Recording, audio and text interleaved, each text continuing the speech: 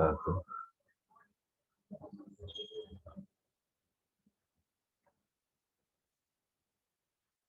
Bismillah, alhamdulillah, wassalatu wassalamu ala rasulillah, wa ala alihi wa sahbihi wa mawalah. Ashhadu an la ilaha illallah wahdahu la syarikalah, wa ashhadu anna muhammadan abduhu wa rasuluh. Ya ayyuhalladzina amanu taqullaha haqqa tuqatihi wa la tamutunna illa wa antum muslimun. Ma'asyiral muslimin, akhwat dan ummahat yang senantiasa dirahmati oleh Allah Subhanahu wa taala. Alhamdulillah, bersyukur kita kepada Allah Jalla wa Ala atas segenap karunia dan nikmat yang telah Allah Subhanahu wa taala berikan kepada kita semua. Pada pertemuan sebelumnya, alhamdulillah, dengan izin dari Allah Subhanahu wa taala, kita telah selesai dari pembahasan tata cara salat Nabi sallallahu alaihi wasallam. Kemudian yang berikutnya yang insya Allah taala akan kita bahas adalah berkaitan tentang dua hal. Yang pertama, kita akan membahas terkait tentang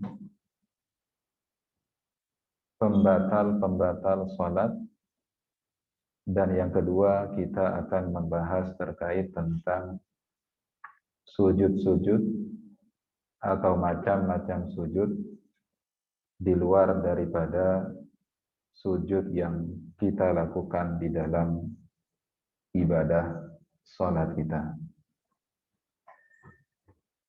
Yang pertama, kita akan membahas terkait tentang pembatal-pembatal salat. Perkara-perkara apa saja yang bisa menjadikan ibadah salat kita menjadi batal. Dijelaskan oleh para ulama bahwasanya ada beberapa perkara yang bisa membatalkan ibadah salat seseorang. Yang pertama, tayaqqanal hadath al-mubtil lil wudu. Kalau seseorang meyakini bahwasanya dia dalam kondisi hadas yang secara otomatis membatalkan wudunya. Ya, kalau seseorang merasa yakin bahwasanya dia dalam kondisi berhadas, yang hadas tersebut secara otomatis membatalkan wudunya. Ya, di sini catatannya dia harus yakin, ya, harus yakin, tidak dalam kondisi ragu-ragu.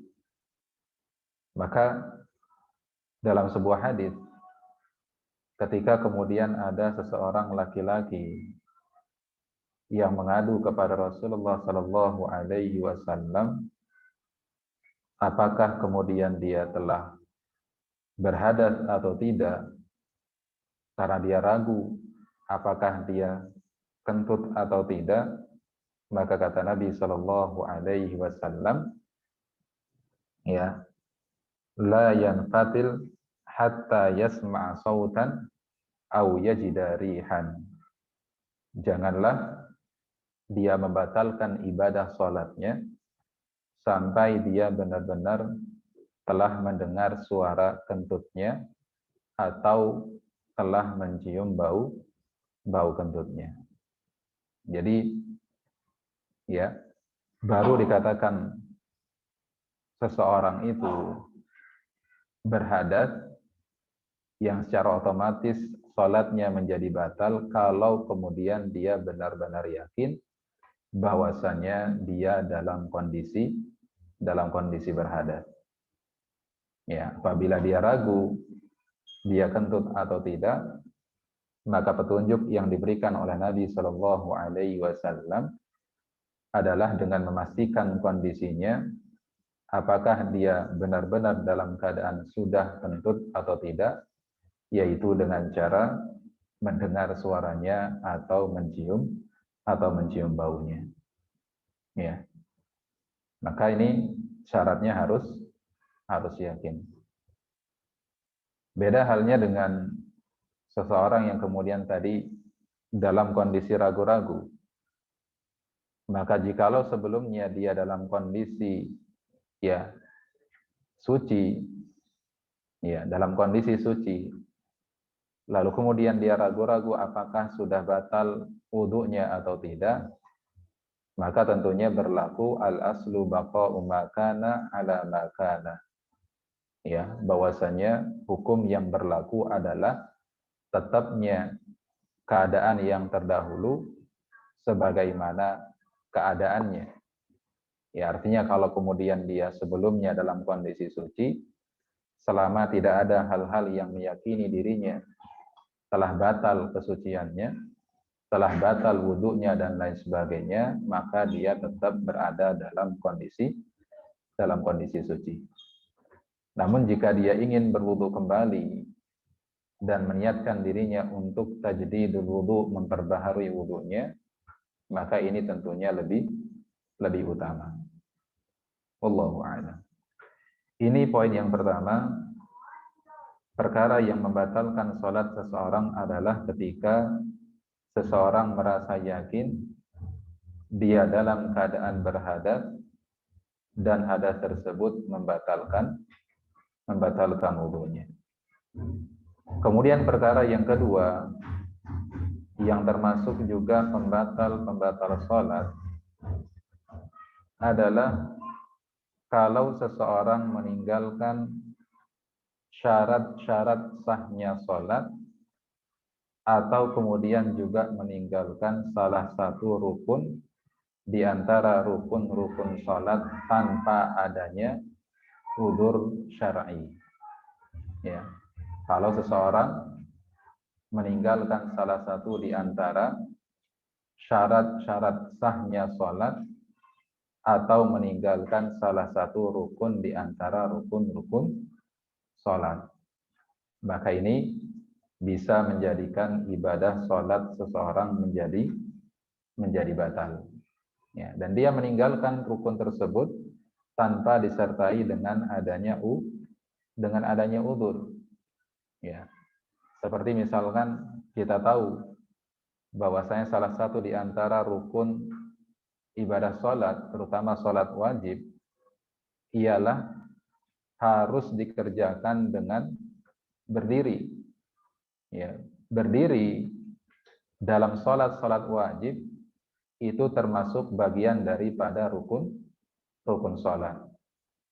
Maka kalau ada seseorang yang kemudian sholat wajib dia lakukan dan dia kerjakan dalam keadaan duduk tanpa disertai udzur yang syar'i, ya, tanpa disertai dengan udzur yang syar'i, maka otomatis ya dia telah meninggalkan salah satu di antara rukun-rukun salat yang tentunya mengakibatkan salatnya pun menjadi batal. Ya, salatnya menjadi batal. Ya, begitu pula dengan meninggalkan rukun-rukun salat yang lainnya, meninggalkan takbiratul ihram, meninggalkan membaca kemudian surah Al-Fatihah, atau kemudian ketika dia sholat tidak memperhatikan terkait tentang tumakninahnya, sebagaimana disebutkan dalam hadis musii'us shalah, orang yang buruk sholatnya. Ketika Nabi melihat ada seseorang yang dia sholat tidak dengan tumakninahnya, Maka kemudian kata Nabi Shallallahu Alaihi Wasallam kepada orang tersebut, irji fasalli fa innaka lam tusalli. Ya, ulangilah salatmu, ya, dan kerjakanlah kembali salatmu karena sesungguhnya kamu belum salat. Ya, maka ya, ketika seseorang salat lalu kemudian dia meninggalkan salah satu rukun di antara rukun-rukun salat, maka ini bisa menjadikan ibadah salatnya menjadi batal. Kemudian yang ketiga, di antara perkara yang juga bisa membatalkan ibadah salat seseorang ialah al-aklu wasyurbu amdan, yaitu makan dan minum secara sengaja. Ya, makan dan minum secara sengaja, dan itu dilakukan pada saat dia sholat.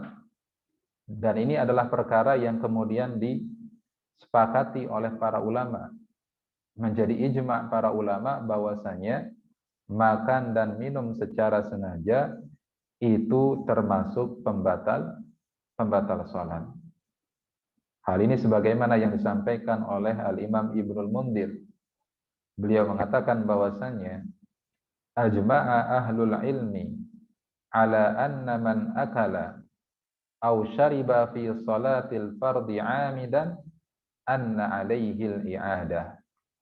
Bahwasanya seluruh para ulama telah bersepakat barang siapa yang makan atau minum di saat dia salat wajib, ya, atau kemudian juga masuk di dalamnya hukum salat sunnah, dia lakukan secara sengaja, maka dia wajib untuk kemudian mengulangi salatnya. Ya, wajib untuk mengulangi salatnya. Ya, kecuali kalau ada orang yang kemudian tersisa, ya, di mulutnya ada bekas-bekas makanan yang kemudian masuk bersamaan dengan, ya, dia menelan ludahnya, maka ini tentunya tidak termasuk perkara yang membatalkan salat seseorang. Ya, termasuk perkara yang tidak membatalkan salat seseorang. Tapi kalau kemudian dia makan dan minum secara sengaja, ya, maka para ulama bersepakat bahwasanya, ya, orang yang makan dan minum pada saat dia sedang sholat, maka ini bisa membatalkan ibadah sholatnya. Kemudian yang keempat, yang termasuk juga bagian daripada pembatal sholat ialah al-kalamu 'amdan li ghairi maslahatis sholat, yaitu berbicara, ya, secara sengaja di luar dari apa yang menjadi kemaslahatan sholat, ya, di luar daripada apa yang menjadi kemaslahatan sholat. Hal ini ditunjukkan dalam beberapa hadis Nabi Shallallahu Alaihi Wasallam, sebagaimana, ya, yang diriwayatkan oleh Zaid bin Arqam. Beliau mengatakan bahwasanya kunna natakallamu fi shalah. Dulu kami saling berbicara satu dengan yang lainnya ketika kami sholat. Yukallimur rajulu minna sahibahu wa huwa ila jambihi fi shalah, di mana seseorang berbicara dengan, ya, teman-temannya yang berada di sampingnya, sedangkan kita semua pada saat itu dalam keadaan salat. Hatta nazalat wa qumu lillahi qanitin fa umirna bisukut wa nuhina 'anil kalam. Sampai kemudian turun firman Allah Subhanahu wa taala wa qumu lillahi qanitin, maka kami pun diperintahkan untuk diam dan kami pun dilarang untuk berbicara ketika sholat. Ya. Dilarang berbicara ketika sholat. Ya. Kecuali kalau kemudian perkataan yang keluar dari lisan kita adalah perkataan-perkataan yang mengandung tasbih dan tahmid, maka itu diperbolehkan. Sebagaimana ketika seseorang misalkan bersin, ya, pada saat dia sholat, maka kalau kemudian seseorang bersin pada saat dia sholat, maka dibolehkan bagi orang yang bersin tersebut untuk mengucapkan alhamdulillah. Dan ini tidak membatalkan ibadah sholatnya. Karena alhamdulillah termasuk bagian daripada tasbih tahmid kepada Allah Subhanahu wa taala. Kata-kata pujian kepada Allah Subhanahu wa taala. Dan ini pernah terjadi di zaman Nabi sallallahu alaihi wasallam. Ya. Ketika kemudian ada seseorang di antara sahabat yang di dalam salatnya, ya, bersin, lalu kemudian beliau mengucapkan alhamdulillah, lalu kemudian ternyata teman-temannya yang berada di sampingnya mengucapkan yarhamukallah, ya. Lalu kemudian perbuatan tersebut diingkari oleh Nabi sallallahu alaihi wasallam, seraya beliau berkata, inna hadhis shalah la yasluhu fiha syai'un min kalamin nas, innama huwa tasbih wa takbir wa qiraatul Qur'an. Sesungguhnya salat ini tidak pantas di dalamnya ada sesuatu bagian dari perkataan-perkataan manusia, karena sesungguhnya yang dibaca di dalam salat itu hanyalah tasbih, tahmid, dan juga membaca Al-Qur'an. Ya, maka ya tidak boleh berbicara di luar apa yang menjadi kemaslahatan salat. Kalau seseorang berbicara di luar daripada apa yang menjadi kemaslahatan salat, maka berarti otomatis ibadah salatnya menjadi batal. Kemudian yang terakhir, perkara yang kelima yang bisa membatalkan ibadah salat seseorang adalah, ya, tertawa ketika salat. Ya, tertawa ketika salat. Nah, ini berdasarkan pada ijma' para ulama dan asar-asar yang datang dari para sahabat Nabi Shallallahu Alaihi Wasallam, yang mana mereka bersepakat bahwasanya tertawa pada saat sholat, maka itu bisa menjadi sebab batalnya sholat seseorang. Ya, tertawa ya, bukan tersenyum. Ya, kalau tersenyum dijelaskan oleh para ulama, ammat tabassum fala yubtilus shalah. Adapun tersenyum, maka itu tidak sampai membatalkan ibadah sholat seseorang. Ya. Lakin in kana li ghairi udhrin kuriha. Akan tetapi kalau kemudian seseorang tersenyum tanpa ada udzur yang dibenarkan, maka hukumnya adalah makruh. Ya, tapi makruhnya tidak sampai membatalkan ibadah sholat. Jadi beda hukumnya antara tertawa pada saat sholat dengan tersenyum pada saat sholat. Kalau tertawa pada saat sholat, maka ini bisa membatalkan ibadah sholat seseorang. Tapi kalau tersenyum, tidak sampai membatalkan ibadah seseorang. Nah, ini adalah 5 perkara yang bisa membatalkan ibadah sholat seseorang. Di luar daripada itu, maka tidak termasuk bagian dari pembatal-pembatal sholat. Seperti misalkan ya, gerakan-gerakan ringan pada saat kita sholat, ya, apalagi kalau kemudian ada hajahnya, ada kebutuhannya, maka ini tidak apa-apa. Ya, misalkan seorang ibu yang ketika dia sholat sambil kemudian menggendong, ya, anaknya, ya, pada saat dia berdiri dia gendong anaknya, pada saat akan ruku dan sujud lalu kemudian dilepaskan anaknya, atau ketika kemudian dia sholat, ya, kemudian anaknya melakukan perbuatan-perbuatan yang bisa membahayakan diri sang anak, lalu kemudian dia tarik sang anak, ini juga enggak apa-apa. Ya. Bahkan dalam sebuah riwayat dikatakan bahwasanya Nabi Shallallahu Alaihi Wasallam, ya, pernah, ya, membuka pintu, ya, ketika Aisyah akan masuk ke dalam rumah, padahal pada saat itu beliau sedang sholat. Jadi gerakan-gerakan yang ringan di dalam sholat, ya, kalau ada hajahnya, kalau ada kebutuhannya, maka ini diperbolehkan. Yang dimakruhkan adalah kalau kita melakukan gerakan-gerakan yang tidak ada hajahnya, yang tidak ada kebutuhannya. Tapi kalau ada hajahnya, maka ini tidak apa-apa dan tidak membatalkan ibadah sholat seseorang. Nah, jadi ini 5 perkara yang bisa membatalkan ibadah sholat seseorang.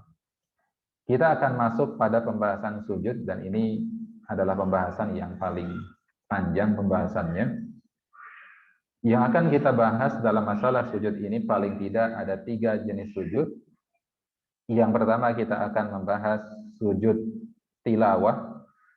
Kemudian yang kedua kita membahas sujud syukur. Kemudian yang ketiga kita akan membahas sujud sahwi. Sujud tilawah, sujud syukur, dan sujud sahwi. Atau sujud sahwi dulu baru kemudian sujud syukur. Yang pertama, kita akan membahas terkait tentang sujud tilawah. Apa yang dimaksudkan dengan sujud tilawah? Dijelaskan oleh para ulama, huwa sujudul ladzi sababuhu tilawah aw sima'u ayatin min ayatis sujudi fil Qur'anil Karim.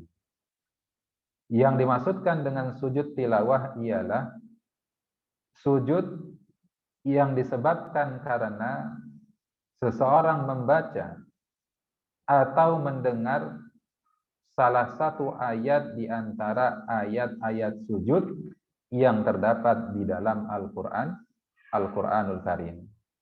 Ya. Jadi sujud yang dilakukan oleh seseorang karena disebabkan dia membaca atau mendengarkan salah satu ayat di antara ayat-ayat sujud yang terdapat di dalam Al-Qur'an. Ya. Ada berapa ayat sujud ini nanti akan kita sebutkan. Adapun keutamaannya disebutkan dalam hadis yang sahih yang dikeluarkan oleh Al-Imam Muslim dan yang lainnya dari Abu Hurairah radhiyallahu taala anhu, bahwasanya Rasulullah sallallahu alaihi wasallam bersabda, "Idza qara'a ibnu Adam as-sajdata fasajada, i'tazala asy-syaitanu yabki, yaqulu ya wailah, umira bis-sujudi fasajada falahul jannah, wa umirtu bis-sujudi fa'asaitu faliyan nar." Rasulullah sallallahu alaihi wasallam bersabda, apabila anak Adam membaca ayat-ayat sajadah, fasajada, lalu kemudian dia sujud, maka niscaya syaitan akan kemudian pergi meninggalkan dirinya. Akan menyendiri syaitan, lalu kemudian dia menangis, lalu kemudian dia berkata, ya wailah, celakalah aku, umira bis-sujudi fasajada falahul jannah, yang mana anak Adam ketika diperintahkan oleh Allah untuk bersujud, maka ia pun bersujud dan baginya adalah surga.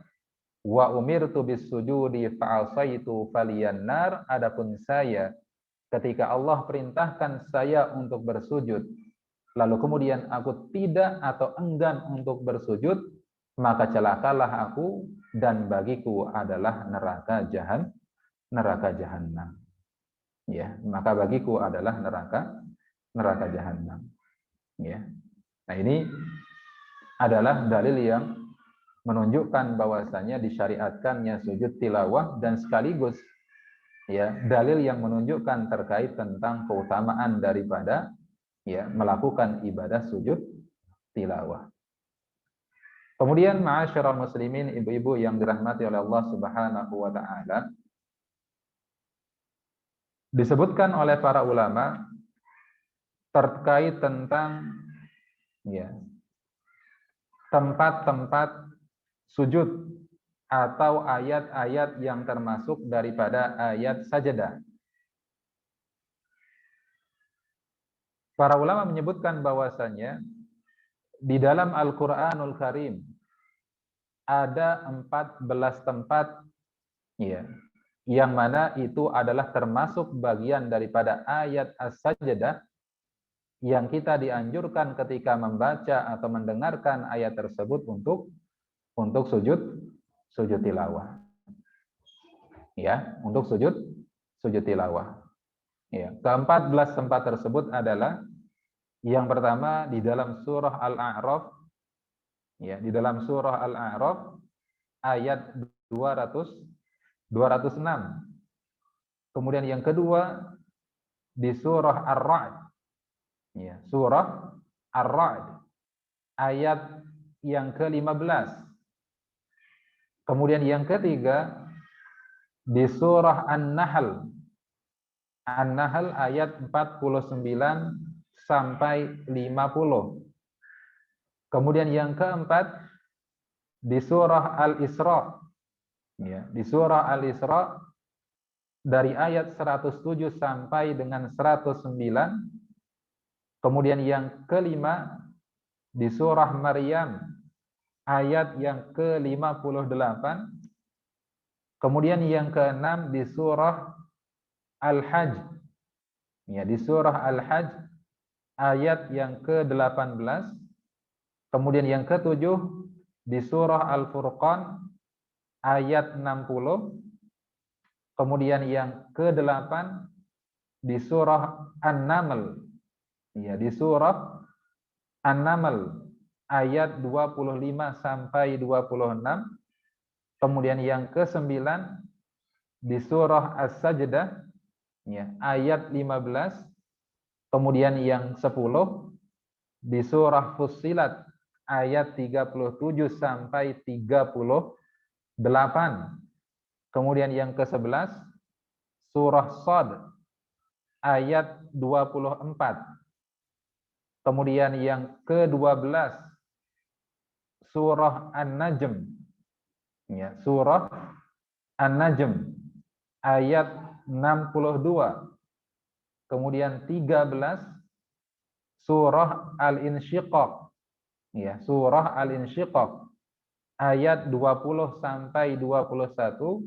Kemudian yang ke-14 di surah Al-Alaq, ya, di ayat yang ke-19. Nah, ini adalah 14 tempat, ya, di dalam Al-Qur'anul Karim yang ketika kita baca atau mendengar ayat-ayat tersebut, maka dianjurkan bagi kita untuk melakukan sujud tilawah. Ya, dianjurkan untuk, ya, melakukan sujud tilawah. Kemudian ada beberapa, ya, permasalahan, ya, ada beberapa permasalahan yang berkaitan tentang masalah sujud tilawah ini. Yang pertama adalah terkait tentang apa yang dibaca pada saat, ya, seseorang melakukan sujud tilawah. Ya. Apa yang dibaca oleh seseorang pada saat sujud tilawah. Maka ini terjadi khilaf di antara para ulama, ya, terjadi khilaf di antara para ulama, dan sumber khilafnya di sini adalah terkait tentang bagaimana mereka menilai sebuah hadis Nabi Shallallahu Alaihi Wasallam, yang mana sebagian mendoifkan hadis tersebut dan sebagian mensahihkan hadis tersebut. Hadis yang dimaksudkan adalah hadis dari Aisyah radhiyallahu taala anha, di mana beliau berkata, "Kana Rasulullah sallallahu alaihi wasallam yaqulu fi sujudil Qur'ani bil laili, yaqulu fi sajdati miraran, sajada wajhiya lilladzi khalaqahu wa sawwarahu wa syaqqa sam'ahu wa basarahu bihaulihi wa quwwatihi." Adalah Rasulullah sallallahu alaihi wasallam ketika beliau sujud, ya, disebabkan karena membaca Al-Qur'an, ya, otomatis ini ketika beliau membaca ayat As-Sajdah. Bil-laili, di waktu malam, maka beliau pada saat sujud senantiasa mengulang-ulang bacaan ini, yaitu membaca sajada wajhiya lilladzi khalaqahu wa sawwarahu wa syaqqa sam'ahu wa basarahu bihaulihi wa quwwatihi. Ya, jadi bagi para ulama yang menilai hadis ini adalah hadis yang sahih, maka artinya dzikir yang dibaca oleh seseorang pada saat sujud tilawah adalah membaca dzikir yang seperti ini. Sajada wajhiya lilladzi khalaqahu wa sawwarahu wa syaqqa sam'ahu wa basarahu bihaulihi wa quwwatihi. Adapun ulama yang kemudian menilai bahwasanya hadis ini adalah hadis yang dhaif, maka bacaan yang dibaca pada saat sujud tilawah itu adalah bacaan yang sama sebagaimana yang kita baca pada saat apa? Pada saat sujud. Ya, di dalam salat. Ya, berarti membaca subhana rabbiyal a'la atau subhana rabbiyal a'la wa bihamdi, ya, atau subhanakallahumma rabbana wa bihamdika allahumma ighfirli, dan bacaan-bacaan sujud yang lainnya. Ya. Dan pendapat inilah yang kemudian ya dipegang oleh Imam Ahmad, kemudian Al-Imam Ibnu Qudamah, kemudian juga Syekh bin Baz, ya, rahimahullahu taala, ya, dan juga para syekh-syekh yang lainnya yang mereka menyatakan bahwasanya yang dibaca pada saat sujud tilawah, kemudian sujud sahwi, itu adalah bacaan yang sama sebagaimana yang dibaca oleh apa? Seseorang pada saat dia sujud dalam salatnya. Ya, jadi membaca subhana rabbiyal a'la atau bacaan salat yang lainnya, bacaan sujud yang lainnya. Jadi ini memang ya ada khilaf di antara para ulama. Ya. Nah, bagi yang mensahihkan hadis tadi, ya, maka mengamalkan ya zikirnya, yaitu sajada wajhiya lilladzi khalaqahu wa sawwarahu wa syaqqa sam'ahu wa basarahu bihaulihi wa quwwatihi. Ya, adapun yang menilai bahwasanya hadisnya adalah hadis yang dhaif, hadis yang lemah, maka tidak mengamalkan zikir tersebut, tapi membaca bacaan ya sebagaimana bacaan sujud di dalam salat, yaitu subhana rabbiyal a'la dan bacaan-bacaan yang lainnya. Nah, kemudian permasalahan yang kedua, ya, permasalahan yang kedua. Pada saat ya seseorang melakukan sujud tilawah, apakah dia harus dalam keadaan suci dan menghadap kiblat? Ya, sebagaimana umumnya ketika kita sujud di dalam salat, yang mana sujud di dalam salat kita lakukan dalam kondisi suci dan juga menghadap ke arah kiblat. Ya, menghadap ke arah kiblat. Dan ini juga ya terjadi khilaf di antara para ulama dalam masalah ini. Jumhurul ulama, mayoritas ulama, mereka berpendapat bahwasanya ketika seseorang sujud tilawah, maka dia harus dalam keadaan suci dan juga dia diharuskan untuk menghadap ke arah kiblat. Ya. Dia juga harus menghadap kiblat. Adapun sebagian ulama yang lainnya, termasuk diantaranya adalah Syekhul Islam Ibnu Taimiyah rahimahullahu taala, maka beliau tidak mensyaratkan ya seseorang ketika kemudian sujud sahwi harus dalam keadaan suci. Ya, kenapa? Karena sujud itu bukan sholat. Ya, karena sujud itu bukan sholat. Kalau sholat, ya otomatis. Ya, seseorang kalau kemudian hendak sholat, maka dia harus sholat dalam keadaan suci. Kalau seseorang sholat tidak dalam keadaan suci, maka tentu sholatnya menjadi tidak sah. Sholatnya menjadi batal. Beda halnya dengan sujud. Ya, beda halnya dengan sujud. Sujud itu bukan sholat. Ya, maka tentunya pada saat seseorang melakukan sujud tilawah, maka dia tidak diharuskan dalam kondisi apa? Dalam kondisi suci. Ya, kecuali kalau sujud tilawahnya ya pada saat dia sedang sholat. Ya, tapi kan dia toharohnya, bersucinya bukan karena mau sujud tilawah, tapi karena dia sholat, bukan karena sujud tilawahnya. Ya, maka wallahu taala a'lam bissawab. Ya, saya lebih cenderung kepada pendapat ini Syekhul Islam Ibnu Taimiyah, bahwasanya dalam melakukan sujud tilawah ini kemudian tidak harus dalam kondisi apa? Dalam kondisi suci. Ya, makanya bagi para akhwat, para ummahat misalkan yang ya dalam keadaan berhalangan lalu kemudian memurojaah hafalannya, misalkan memurojaah surah Al-Alaq tadi kan, surah Al-Alaq kan ada ayat sajadahnya, ya maka tetap dianjurkan untuk kemudian sujud tilawah pada saat membaca ayat-ayat yang memang ada ayat sajadahnya. Ya, nah. Kemudian yang berikutnya, permasalahan yang ketiga, ya. Kenapa?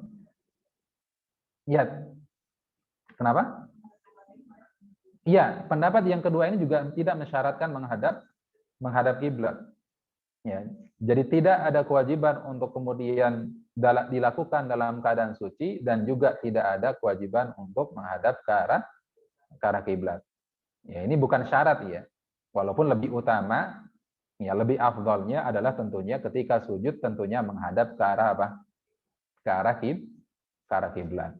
Nah, kemudian permasalahan yang ketiga adalah ya berkaitan tentang bagaimana kalau kemudian ya ayat sajadah ini terletak di akhir surat, di akhir ayat ya. Di akhir ayat dari surat yang kita baca. Ya. Dan ketika kita baca surat ini kita dalam keadaan salat. Ya, dalam keadaan apa? Dalam keadaan salat.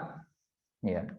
Jadi dia letaknya sujud tilawah ini, ayat sajadah ini letaknya adalah di akhir daripada surat yang kita baca.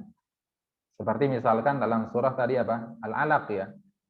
Ya, kalla la tuti'hu wasjud waqtarib.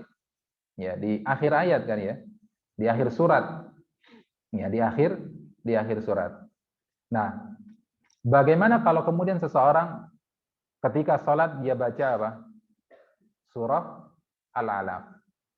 Ya. Sedangkan di akhir daripada ayat daripada surah Al-Alaq itu adalah termasuk bagian daripada ayat As-Sajdah.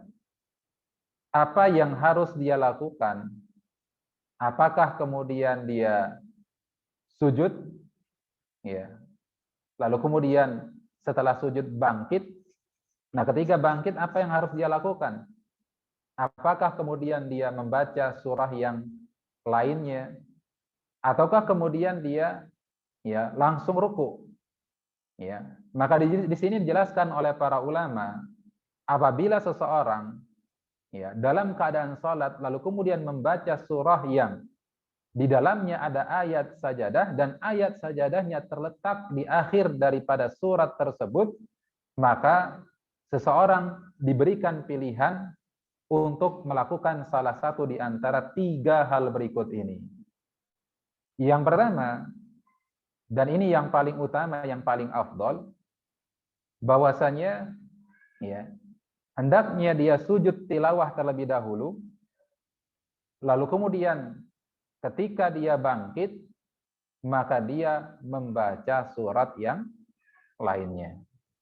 Jadi kalau tadi baca surah Al-Alaq, ya kemudian dia sujud, dia bangkit lagi, kemudian baca Bismillah, baca apa? Surat yang lainnya. Ya, baru kemudian setelah itu dia ruku. Nah, ini yang paling apa? Yang paling afdol, yang paling utama. Ya, yang paling utama. Ya, sebagaimana yang dilakukan oleh Umar bin Khattab radhiyallahu taala anhu. Ya. Umar bin Khattab radhiyallahu taala anhu pernah di dalam sebuah salat yang beliau lakukan, di mana di rakaat yang pertama beliau baca surah Yusuf, lalu kemudian di rakaat yang kedua beliau baca surah An-Najm. Ya. Dan di salah satu ayat di surah An-Najm itu ada ayat sajadahnya. Maka beliau pun kemudian sujud tilawah, lalu kemudian setelah itu beliau lanjutkan dengan membaca surat yang lainnya, yaitu membaca surat Al-Insyiqaq. Ya, baca surat Al-Insyiqaq. Ya, jadi ini adalah yang paling utama. Dia sujud tilawah, kemudian dia bangkit, lalu kemudian baca surah yang lainnya, kemudian baru ruku. Kemudian yang kedua, bisa juga dia ayyarka'a wa yujzi'u 'anis sujud. Dia juga kemudian bisa ya ya untuk kemudian ya ruku langsung. Ya. Boleh untuk kemudian ruku langsung. Ya, karena memang itu adalah apa? Ayat terakhir. Ya, dari surah yang kemudian dia baca. Ya, langsung kemudian dia apa? Dia ruku. Ya, dan tetap kemudian apa? Terhitung bahwasanya dia mendapatkan pahala sujud tilawah. Ya. Tetap baca apa? Tetap mendapatkan pahala sujud tilawah. Ya, sebagaimana athar yang sampai kepada sahabat yang mulia Ibnu Umar radhiyallahu taala anhuma, ya. Kana idza qara'an najma yasjudu fiha wa huwa fis salati fa illam yasjud raka'a. Jadi Ibnu Umar radhiyallahu taala anhuma, ya, kadang-kadang kalau beliau membaca surah An-Najm yang di situ ada ayat sajadahnya, kadang-kadang beliau sujud, kadang-kadang juga beliau apa? Beliau langsung ruku. Ya, beliau langsung ruku. Ya, karena memang apa? Di ujung ya, apa namanya, ayat dari surat yang dia baca. Ya. Nah, kemudian yang ketiga, ya boleh juga dengan apa? Dengan dia sujud tilawah, kemudian dia bangkit lagi, kemudian setelah bangkit dia langsung ruku tanpa ya melanjutkan dengan membaca surat yang lainnya. Ya, jadi dia sujud tilawah, kemudian dia bangkit, begitu bangkit sempurna berdirinya, lalu kemudian dia apa? Dia langsung ruku tanpa apa? Tanpa membaca surah yang lainnya. Nah, jadi ini tiga-tiganya boleh. Ya, tiga-tiganya boleh. Tapi yang lebih utama tadi dia sujud tilawah terlebih dahulu, lalu kemudian dia bangkit, lalu kemudian melanjutkan ya bacaannya dengan membaca surah yang lainnya. Ya, membaca surah yang lainnya. Ini permasalahan yang ketiga ya. Nah, ini masalah yang ketiga. Kemudian permasalahan yang keempat yang berkaitan tentang sujud tilawah. Bagaimana kalau kemudian ya seseorang sujud di waktu-waktu yang terlarang bagi seseorang untuk apa? Untuk sholat. Ya. Kan di antara waktu-waktu yang terlarang bagi seseorang untuk sholat adalah seperti misalkan apa? Pada saat matahari terbit. Ya, sampai kemudian matahari itu meninggi setinggi tombak. Ya, makanya ini kalau teman-teman yang ya biasanya atau merutinkan sholat isyraq, ya ini harus hati-hati ya. Ya, harus kemudian hati-hati, harus benar-benar memastikan bahwasanya ya kita sholat isyraq itu memang pada waktunya. Jangan sampai kemudian kita sholat isyraq ya justru pada waktu yang terlarang, yaitu pada saat matahari terbit. Ya, pada saat matahari terbit.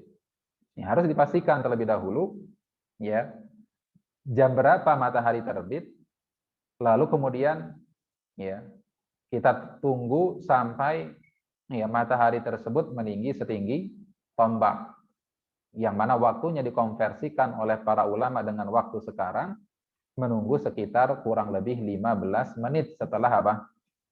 Setelah matahari terbit.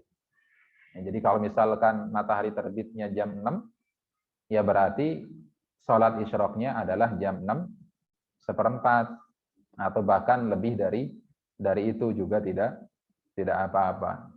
Ya. Jadi itu harus dipastikan lebih dulu. Ya. Waktunya, agar kemudian kita jangan sampai sholat isyraqnya niatnya baik ya untuk beribadah kepada Allah Subhanahu wa taala, untuk menjalankan sunnah Nabi Shallallahu Alaihi Wasallam, tapi justru kita sholatnya di waktu yang apa? Di waktu yang terlarang. Ya. Nah, ini adalah salah satu waktu yang dilarang bagi seseorang untuk melakukan ibadah sholat. Maka apakah boleh bagi seseorang untuk kemudian apa? Untuk sujud tilawah di waktu-waktu yang terlarang bagi seseorang untuk melakukan ibadah sholat? Maka ya para ulama menyampaikan bahwasanya pendapat yang rajih dalam masalah ini, bahwasanya dibolehkan untuk sujud tilawah ya dalam ya waktu-waktu yang dilarang bagi seseorang untuk sholat di dalamnya. Karena apa? Karena kembali kepada ya apa yang disampaikan oleh Syekhul Islam Ibnu Taimiyah rahimahullahu taala, bahwasanya yang namanya sujud tilawah itu bukan termasuk apa? Bukan termasuk sholat. Sehingga tidak apa-apa bagi seseorang untuk kemudian sujud tilawah di waktu-waktu yang dilarang bagi seseorang untuk sholat. Nah ini beberapa permasalahan yang berkaitan tentang apa? Tentang sujud tilawah. Ya, tentang sujud tilawah. Nah, kemudian yang berikutnya kita masuk kepada pembahasan yang kedua. Ya, pembahasan yang kedua. Kita bahas sujud syukur dulu apa sujud sahwi dulu? Sujud sahwi dulu ya. Karena masih berkaitan dengan sholat. Yang kedua yaitu sujud sahwi. Ya. Apa yang dimaksudkan dengan sujud sahwi? Dijelaskan oleh para ulama, huwa ma yakunu fi akhir sholati au ba'daha li jabri khalalin bitarki ma'murin bihi au fi'li ba'di manhiyin anhu duna ta'ammudin. Yang dimaksudkan dengan sujud sahwi adalah sujud yang dilakukan di akhir salat. Di akhir salat itu artinya sebelum salam. Ya. Au ba'daha, atau bisa juga dilakukan setelah salam. Untuk menutupi kekurangan-kekurangan yang ada di dalam salat, entah itu dikarenakan meninggalkan perkara-perkara yang diperintahkan ya untuk dilakukan di dalam salat, atau dikarenakan melakukan sebagian perkara-perkara yang terlarang dilakukan di dalam salat, dan itu dilakukan secara apa?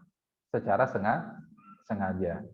Nah, jadi simpelnya sujud sahwi itu adalah sujud yang dilakukan oleh seseorang ya, entah karena dia meninggalkan ya sesuatu yang harusnya dia kerjakan di salat, atau dikarenakan dia melakukan larangan-larangan yang harusnya dia tinggalkan pada saat dia sholat. Dan ini dia lakukan secara apa? Sengaja. Ya. Sujud sahwi. Nah, kemudian terkait tentang ya, sebab-sebab sujud sahwi. Ya, terkait tentang sebab-sebab sujud sahwi.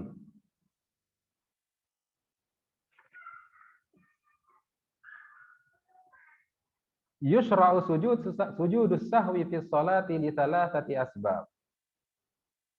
Dianjurkan untuk sujud sahwi di dalam salat dikarenakan 3 sebab. Sebab yang pertama adalah an-naqsu. Disebabkan karena kekurangan-kekurangan yang ada pada salat kita. Ya, kekurangan-kekurangan di dalam salat kita.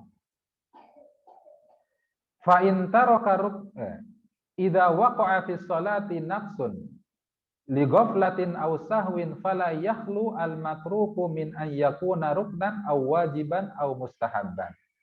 Nah, yang berkaitan tentang kekurangan-kekurangan yang terjadi di dalam salat yang kita lakukan, kekurangan-kekurangan ini tidak terlepas dari ya, kita meninggalkan hal-hal yang termasuk bagian daripada rukun-rukun salat atau meninggalkan hal yang termasuk bagian daripada wajib-wajib salat. Dan wajib-wajib salat ini ya tidak disepakati sebenarnya istilahnya di antara para ulama. Ya. Kalau dalam madhab Syafi'i yang namanya salat itu hanya terdiri dari rukun salat dan juga sunnah salat. Tapi ada sebagian ulama yang namanya salat itu ada rukun-rukun salatnya, ada wajib-wajib salatnya, ada juga sunnah salatnya. Ya, jadi ya yang namanya kekurangan dalam salat, kekurangannya itu baik kekurangan dalam rukun atau bisa jadi kekurangan dalam wajib-wajib salat atau juga bisa kekurangan dalam sunnah salat. Fa in taraka ruknan fi raq'atin sahwan thumma dzakara qabla syuru'ihi fil qira'ati fi raq'ati allati ba'daha lazimahu an ya'uda ilaihi fayati bihi wa bima ba'dahu thumma yulzimuhu sujudis sahwi fi akhiri salatihi. Ya. Jadi kalau misalkan yang ditinggalkan itu adalah salah satu di antara rukun salat dan dia meninggalkannya karena lupa. Ya, dia meninggalkannya karena lupa. Ya, dia tinggalkan karena lupa.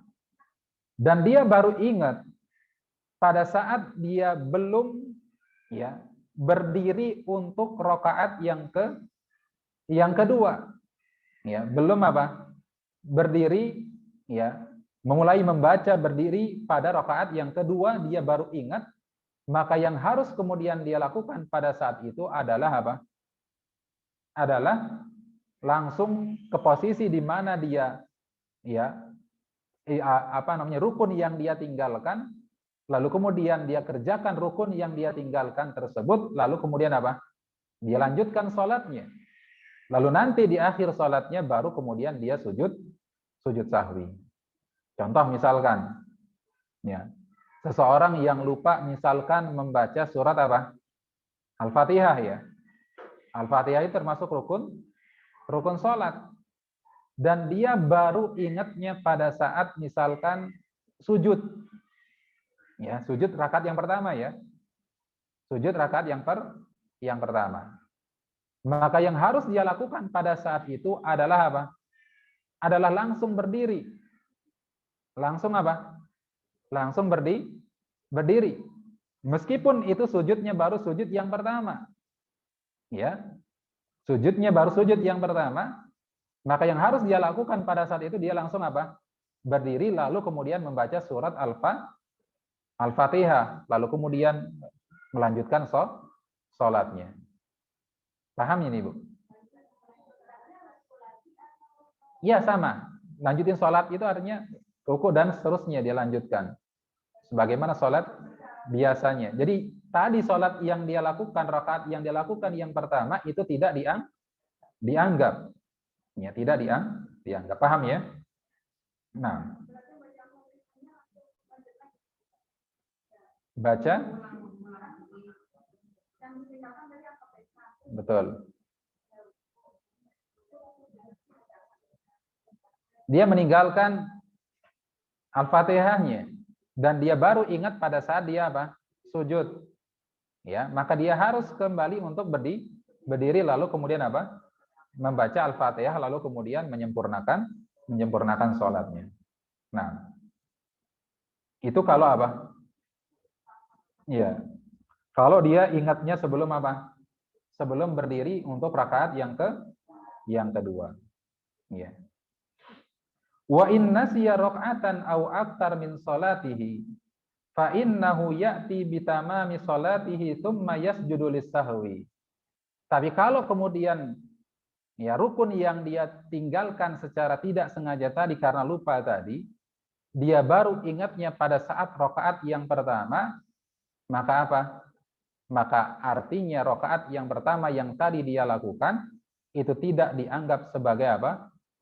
Satu rakaat, tidak sah, maka dimulainya adalah pada saat dia berdiri di rakaat yang kedua tadi. Ya.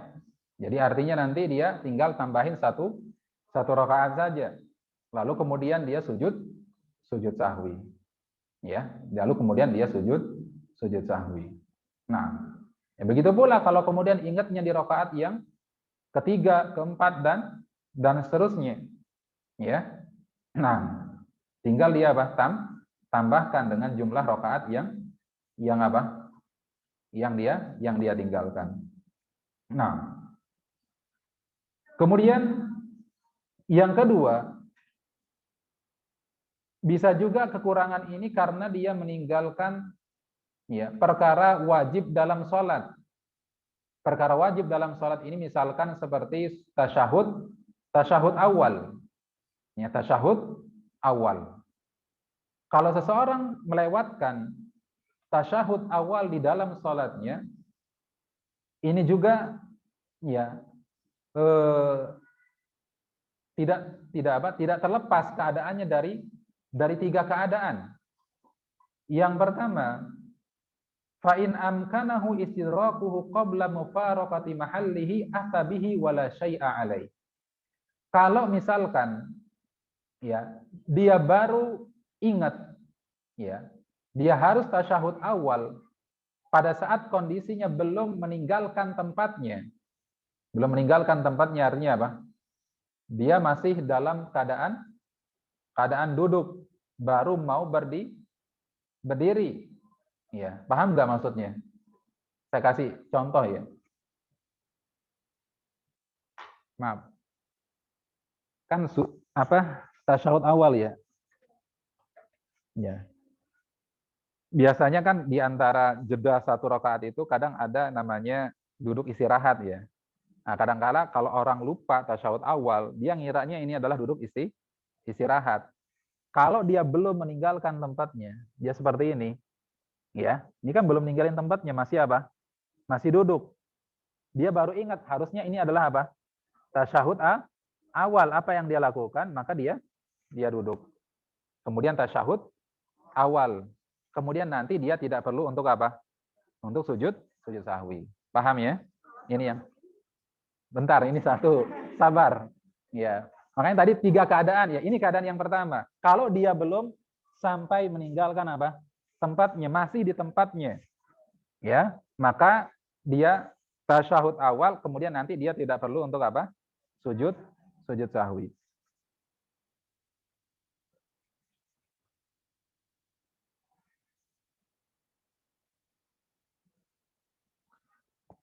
Kemudian yang kedua, keadaan yang kedua, wa in dzakarahu ba'da mufaraqati mahallihi wa qabla an yasila ila ruknil ladzi yalihi raja'a fa'ata bihi tsumma yukmilu salatahu wala sahwa alaihi. Kemudian keadaan yang kedua, itu keadaannya seperti ini. Iya.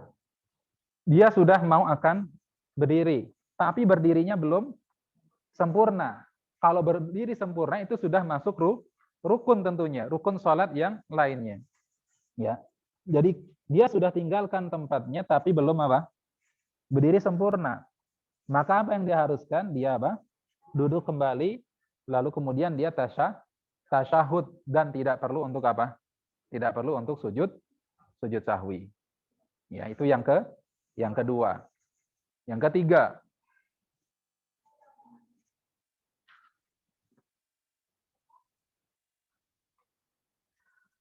ketiga, wa in dzakarahu ba'da mufaraqati mahallihi wa ba'da an yasila ila ruknil ladzi yalihi saqata anhu fala yarji ilaihi wa yastamirru fi salatihi wa yasjudu lis-sahwi. Nah, gambaran yang ketiga, dia sudah meninggalkan tempatnya, dia sudah meninggalkan tempat duduknya, dan dia sudah sampai kepada rukun yang berikutnya. Artinya rakaat yang berikutnya, rakaat yang ketiganya. Ya, maka yang seperti ini dia nggak boleh kembali lagi. Nggak boleh. Karena apa? Karena sudah sempurna.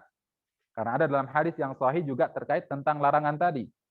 Kalau dia kembali lagi, dia sudah sempurna sholatnya, kalau kemudian dia duduk lagi, maka batal sholatnya. Ya, tapi beda halnya kalau yang kemudian dia berdiri lagi ini dilakukan di misalkan rakaat yang kelima misalkan. Misal imam nih, harusnya dia rakaat yang keempat itu dia tahiyat akhir, tapi dia lupa, dia bangkit lagi. Ya, ditegur oleh makmumnya, maka yang harus dilakukan oleh imam apa? Duduk. Tapi kalau dalam tasyahud awal dia nggak boleh duduk lagi. Ya, karena tadi yang namanya tasyahud awal itu adalah bagian daripada kewajiban sholat, bukan rukun sholat. Ya, yang artinya dia nggak boleh duduk lagi, dia tetap lanjutkan sholatnya, tapi nanti sujud sahwi. Ya, paham ya? Paham?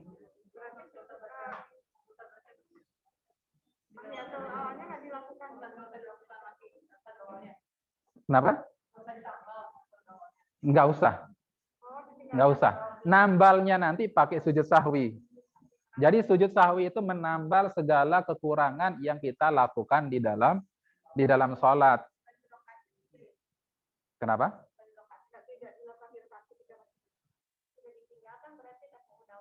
Tasyahud awal nggak usah. Ditinggalkan tasyahud awalnya, tidak dikerjakan. Apalagi kalau yang lakukan di rakaat yang ketiga, lebih nggak boleh lagi. Ini balik aja nggak boleh, apalagi di rakaat yang ketiga. Ya, paham ya? Ya, beda halnya di rakaat yang kelima, misalkan kalau kelebihan, maka harus apa? Harus duduk. Kalau dia nggak duduk, ya artinya sholatnya kelebihan, nggak boleh. Ya, paham ya? Kalau dia tinggalkan yang terlupa tasyahud awalnya, ya dia sudah berdiri sempurna, dia nggak boleh duduk lagi. Dia harus tetap lanjutkan sholatnya, nanti di akhir sholat dia sujud sahwi. Ya, paham ya?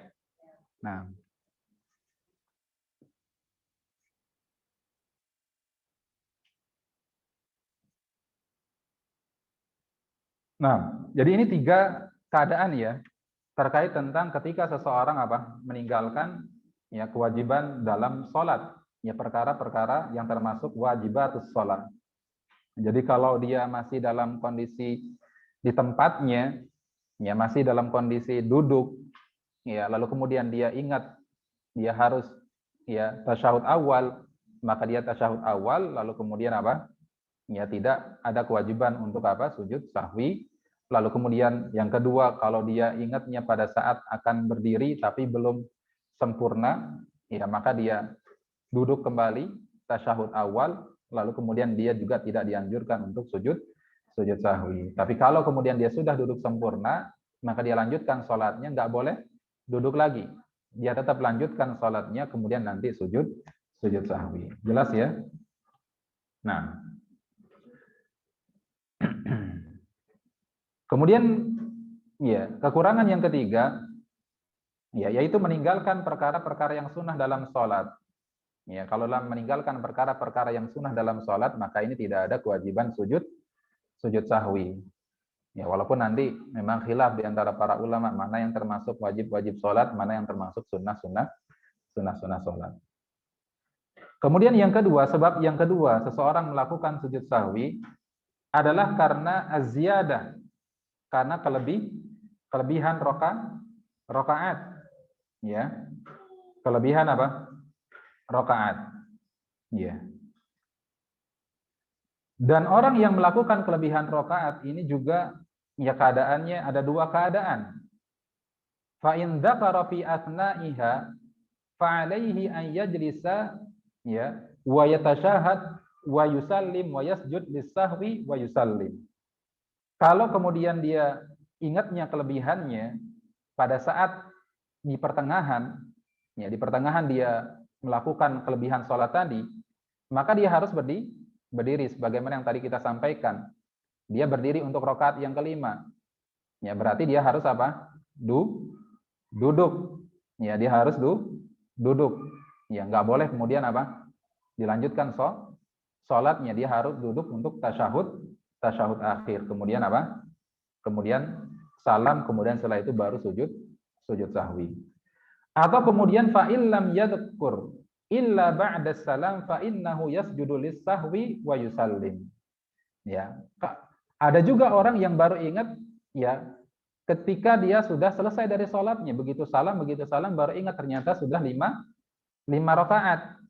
Ya, maka apa yang dia lakukan? Maka dia sujud sahwi lalu kemudian salam lagi. Ya. Dia sujud sahwi kemudian salam lagi. Nah, ini karena apa? Kelebihan. Atau bisa juga yang ketiga karena ragu-ragu. Ya, karena apa? Ragu-ragu. Nah, orang yang ragu-ragu di sini juga ada dua kondisi. Ada yang awalnya ragu-ragu, lalu kemudian setelah diingat-ingat dia ingat. Ya, dia ingat gitu. Ya, seperti misalkan dia ini sholatnya sudah surat rakaat yang keberapa? Apakah rakaat yang kedua, ketiga, atau keempat? Dia ragu di situ. Lalu setelah diingat-ingat, oh ini rakaat yang ketiga. Ya, ini rakaat yang ketiga. Kalau kondisinya seperti ini, maka berarti apa? Maka berarti dia ya apa namanya? Sujud sahwinya adalah setelah salam. Tapi kalau kemudian kondisinya dia apa? Dia ragu-ragu. Ya, dan enggak jelas ini rakaatnya ya rakaat yang keberapa. Ya, dan dia enggak ada muncul suatu keyakinan ini rakaat yang keberapa. Maka yang dihitung pada saat itu adalah dia ngambil jumlah yang terkecil. Kalau dia bingung ini rakaat yang kedua atau yang ketiga, maka anggap rakaat yang kedua aja. Ya, anggap rakaat yang kedua. Ya, lalu kemudian nanti dia sujud sahwi sebelum salam. Nah, ini 3 sebab ya, 3 faktor yang menyebabkan seseorang untuk kemudian dianjurkan melakukan sujud sahwi. Dan kapan dilakukan sujud sahwi? Apakah sebelum salam ataukah setelah salam? Hah? Sebelum salam atau setelah salam? Kenapa, Bu? Ada yang sebelum, ada yang setelah. Ya kan tadi dalilnya ada yang sebelum, ada yang setelah salam. Ya enggak? Ya, ini memang khilaf di antara para ulama terkait tentang kapan ya dilaksanakannya apa namanya sujud sahwi di sini. Ya, sebagian mengatakan bahwasanya ya sujud sahwi itu ya dilakukan sebelum salam secara mutlak. Ya, secara apa? Secara mutlak. Sebagian mengatakan ya diberikan pilihan. Ya, artinya mau sebelum salam silahkan, mau setelah salam silahkan. Namun Allah taala alam, yang rajih dalam masalah ini adalah yaitu kita sujud sahwi ya sebelum dan sesudahnya sesuai dengan kondisi-kondisi yang dijelaskan dalam hadis-hadis Nabi Shallallahu alaihi wasallam. Ya. Kalau yang ditunjukkan di hadis-hadis Nabi Shallallahu alaihi wasallam, sujud sahwi yang dilakukan sebelum salam itu dilakukan dalam 2 kondisi. Yang pertama tadi, kalau kita lupa atau meninggalkan tasyahud awal tadi. Ya, kalau apa? Lupa atau meninggalkan tasyahud awal, maka sujud sahwinya adalah sebelum salam. Ya. Kemudian yang kedua, sujud sahwi dilakukan sebelum salam adalah jika kita lupa atau ragu ya dalam jumlah rakaat. Lalu kemudian kita memilih bilangan yang paling kecil. Maka pada saat itu ya kita sujud sahwinya adalah sebelum salam. Ya, adapun yang selain itu maka dilakukan setelah salam seperti kelebihan rakaat tadi. Kelebihan rakaat berarti sujud sahwinya setelah salam. Ya, sujud sahwinya setelah salam. Kemudian ya juga seperti ya salam setelah sholatnya ya, sebelum sholatnya selesai atau kurang rokaatnya yang harusnya dia 4 rakaat tapi 3 rakaat salam ternyata masih kurang satu ya berarti nanti dia ya apa namanya sujud sahwinya adalah setelah salam. Begitu pula jika awalnya ragu kemudian dia ingat berapa jumlah pastinya ya rakaat sholatnya maka ini juga dilakukan adalah apa pada saat setelah salam. Yang jelas ya Bu ya, kapan kita sujud sahwinya ya sebelum salam dan kapan kemudian kita apa? Kita sujud sahwinya setelah salam. Ya, kita ikuti berdasarkan kepada hadis-hadis yang datang dari Nabi Shallallahu alaihi wasallam. Apa yang dibaca pada saat sujud sahwi, Ibu? Ya, seperti bacaan sujud di dalam sholat pada.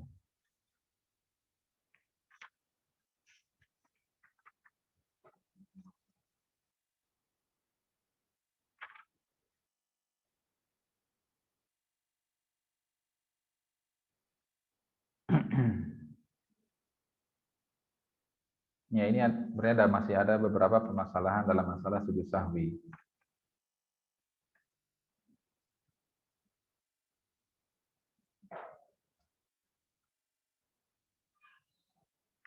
Kalau imam yang lupa, imamnya sujud sahwi, kita makmum sujud sahwi juga enggak? Nah, kita juga wajib untuk sujud sahwi untuk ngikutin imam. Tapi kalau makmum yang lupa, nah, tidak ada keharusan untuk apa? Untuk sujud sahwi.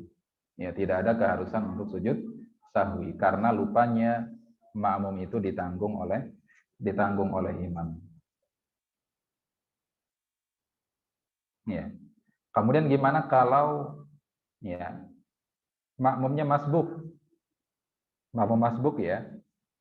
Makmumnya masbuk ya artinya dia masih harus mengerjakan rakaat yang lainnya kan untuk menyempurnakan sholatnya.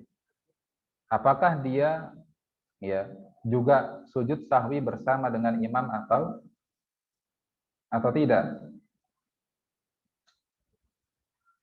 Ada yang tahu? Ya, sujud nggak sama imam? Hmm? Tergantung, tergantung. Ya, dan inilah pendapat yang rajih dalam masalah yang tergantung. Kalau dia sujudnya sebelum salam, dia ikut nggak sujud? Makmum yang masbuk ikut. Tapi kalau kemudian imamnya sujudnya adalah setelah salam, dia ikut nggak salam? Sujud sahwi? Tidak tentunya. Ya, tidak. Tapi dia apa namanya? Dia lanjutkan sholatnya, lalu kemudian nanti ya sebelum di akhir sholatnya dia apa? Dia sujud sahwi. Jadi tergantung pada apa? Kapan sujud sahwinya. Kalau sujud sahwinya adalah sebelum salam, berarti dia ikut sujud sahwi bersama dengan imam. Tapi kalau sujud sahwinya setelah salam, berarti tidak apa? Ikut sujud sahwi bersama dengan imam, tapi dia lanjutkan sholatnya. Nah,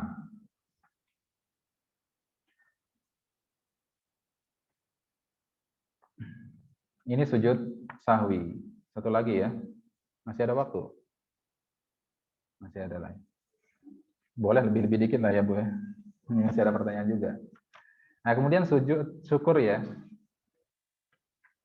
Nggak apa-apa kan ya? Lebih dikit.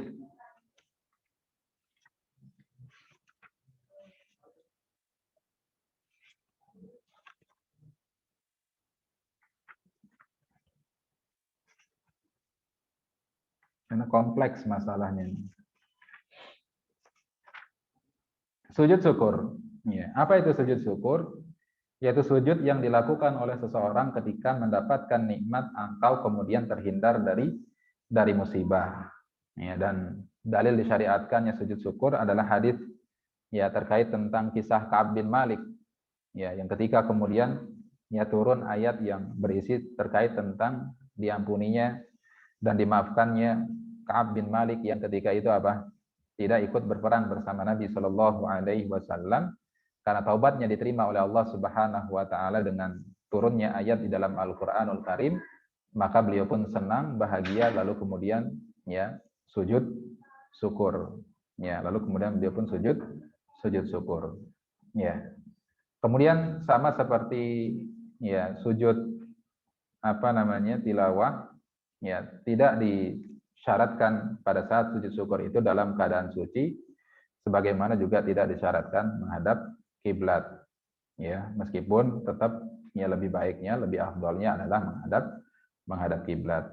Dan juga sama tidak ada kaitan terkait tentang waktu-waktu yang dilarang.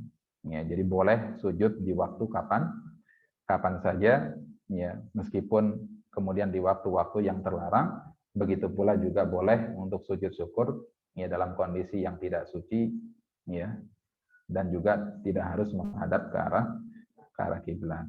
Nah, apa bacaan yang dibaca? Ya tidak ada sebenarnya bacaan-bacaan yang ya apa namanya secara khusus dalam masalah ini.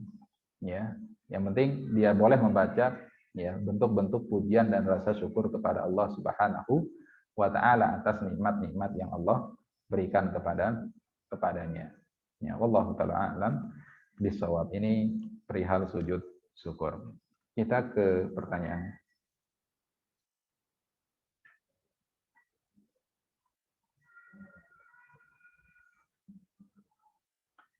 Ya, ketika melakukan sujud tilawah dan membaca Al-Quran sambil duduk di kasur karena lutut sakit, bagaimana cara sujud tilawahnya, Ustaz? Syukron. Jika tidak sujud tilawah, boleh. Nah, ya, bisa kita sujud sebagaimana kita sujud pada saat kita ya sholat dengan posisi duduk. Ya, sujud dengan apa namanya cara pada saat kita sholat dalam kondisi duduk. Ya, kalau memang tidak memungkinkan bagi kita untuk sujud sebagaimana sujud lazimnya, sebagaimana sujud biasanya.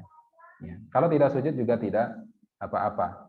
Ya, kalau tidak sujud juga tidak apa-apa. Ya, karena memang ya pendapat yang rajih dalam masalah ini terkait tentang hukum sujud tilawah adalah sunnah.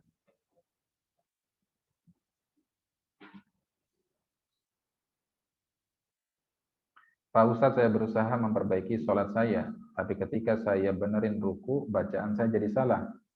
Ketika benerin bacaan, duduk, saya lupa. Jadi masih banyak yang salah, yang benar. Apa ini? Yang benar urutannya gimana? Maksudnya?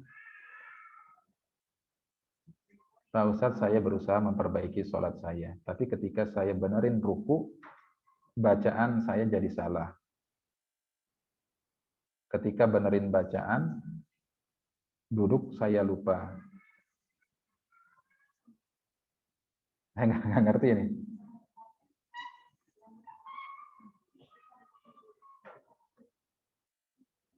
Jadi kan yang namanya sholat itu terdiri dari gerakan dan bacaan.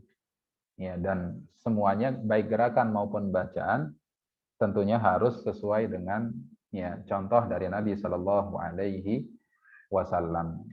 Ya, jadi rukunya ya dibenerin sebagaimana ruku yang diajarkan oleh Nabi Shallallahu Alaihi Wasallam. Lalu kemudian juga bacaannya kita benerin sebagaimana bacaan-bacaan yang diajarkan oleh Nabi Shallallahu Alaihi wasallam.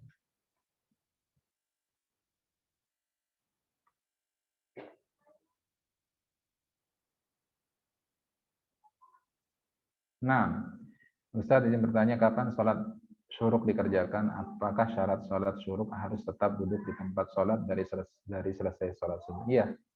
Jadi sholat syuruk itu disunnahkan bagi siapa saja yang setelah selesai subuh, ya dia tetap kemudian apa di tempat sholatnya, lalu kemudian dia habiskan untuk berzikir, untuk kemudian tilawah, ya, dan zikir-zikir yang lainnya kepada Allah Subhanahu wa taala sampai waktu syuruk tiba. Kalau waktu syuruk tiba, kalau waktu isyraq sudah tiba, waktu sholat isyraq sudah tiba, maka baru kemudian dia sholat dua rakaat.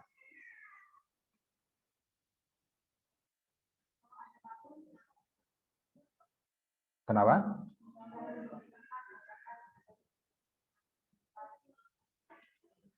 Iya, tidak dianjurkan. Yang dianjurkan adalah bagi yang tetap berada di tempat duduknya. Kecuali kalau dia ya meninggalkan tempat duduknya karena ada hajahnya, seperti misalkan ya dia ingin memperbarui wudhunya yang batal, maka ini tidak apa-apa. Dia wudhu lalu kemudian dia kembali ya melanjutkan zikirnya, melanjutkan tilawah Al-Qur'annya sampai waktu isyraq tiba.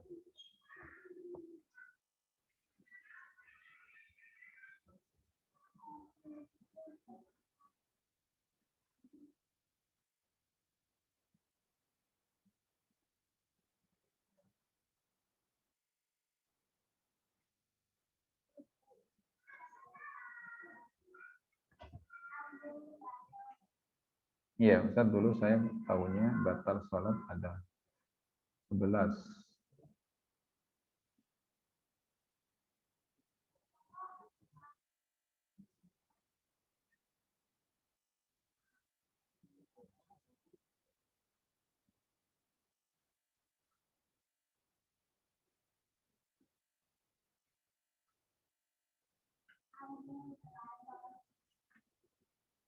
Seperti bergerak 3 kali berturut-turut. 6. Ya. Masalah gerakan, ya tadi kita katakan, ya masalah gerakan, ya pada saat kita sholat, selama gerakan-gerakannya itu adalah untuk ya hajah demi untuk kemudian kemaslahatan sholat, maka gerakan-gerakan yang dilakukan pada saat apa? Pada saat kita sholat itu tidak apa? Tidak membatalkan, sholat, ya, tidak membatalkan sholat. Ya, adapun yang dimakruhkan, ya, adalah gerakan-gerakan yang tidak penting, yang tidak perlu untuk apa? Yang tidak perlu untuk, ya, yang tidak perlu untuk kemudian seseorang lakukan pada saat dia sholat, ya, pada saat dia sholat, ya. Artinya, ya kalau memang gerakannya adalah demi untuk hajah, ada sebuah kebutuhan, apalagi untuk kemaslahatan sholat, maka itu tidak apa-apa, ya, maka itu tidak apa-apa. Mendahului imam jelas, mendahului imam termasuk ya perkara yang dilarang, tidak dibolehkan. Tidak tumanina apalagi, ini juga bisa membatalkan ibadah sholat seseorang.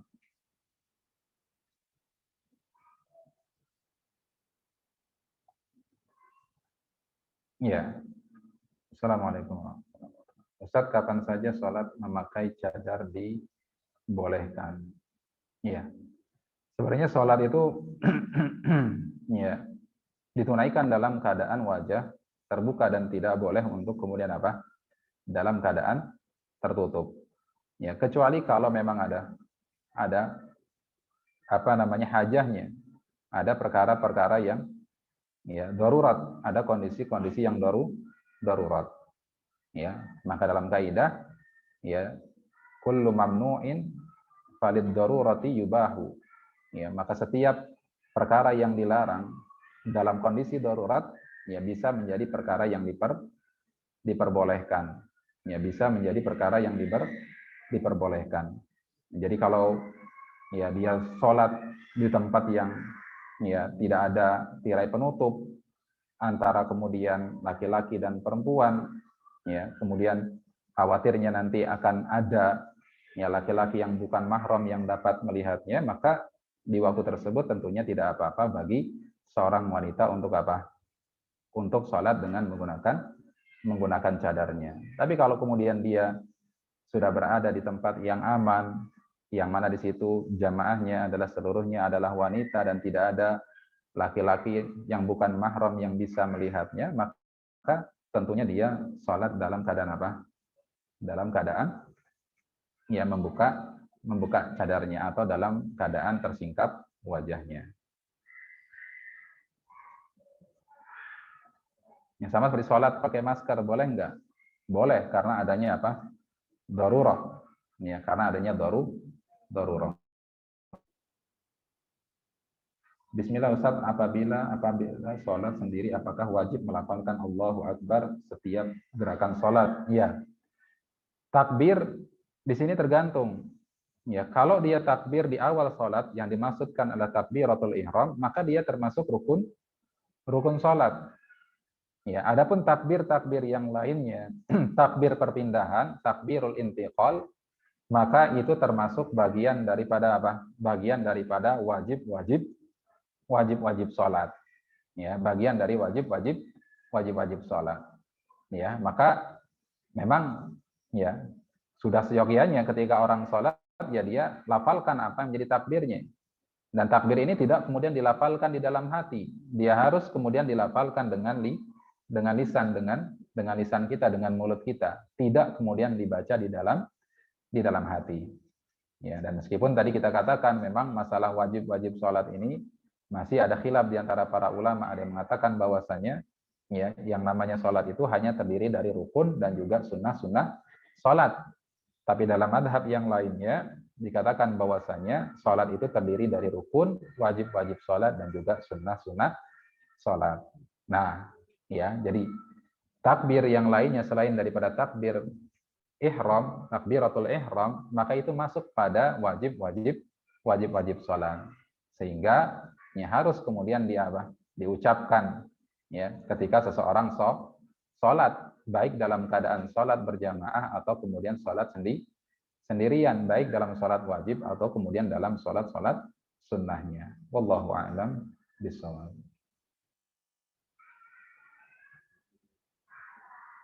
Kemudian apa lagi?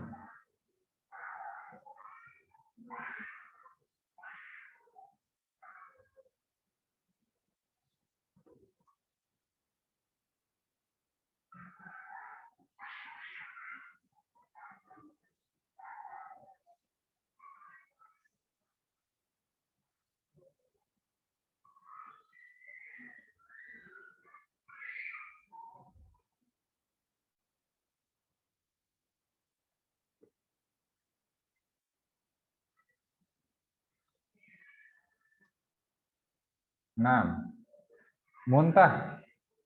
Muntah termasuk perkara yang membatalkan wudhu atau tidak, Ibu?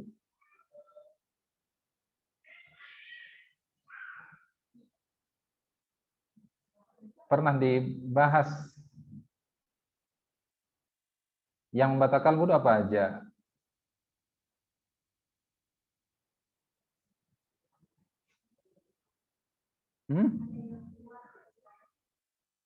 Iya, maksudnya di situ ada muntah enggak?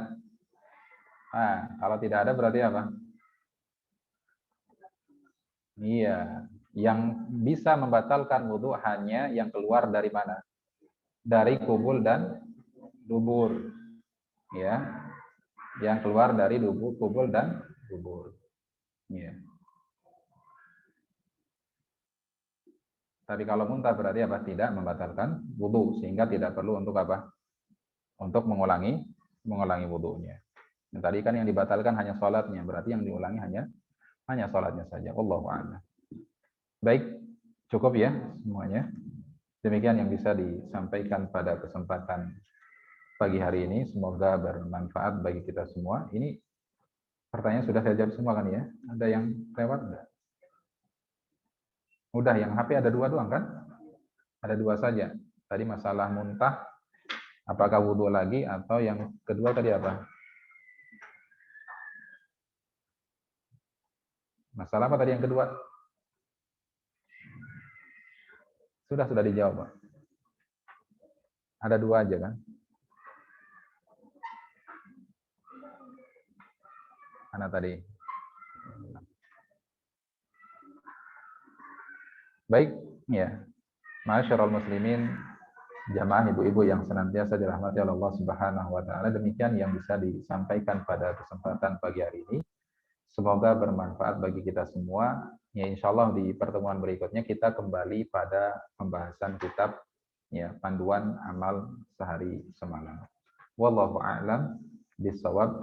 Subhanakallahumma bihamdika asyhadu an la ilaha illa anta astaghfiruka wa atubu ilaik. Assalamualaikum warahmatullahi wabarakatuh.